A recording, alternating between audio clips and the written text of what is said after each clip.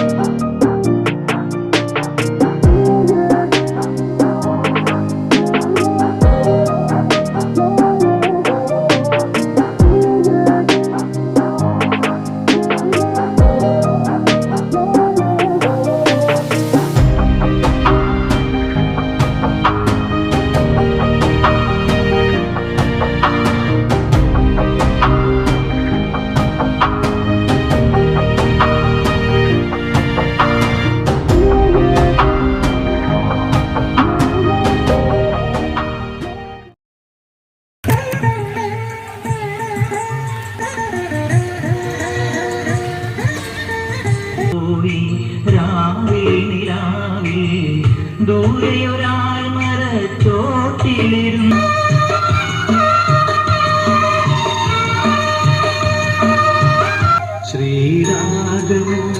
തേടുന്നു നീ വീണത്.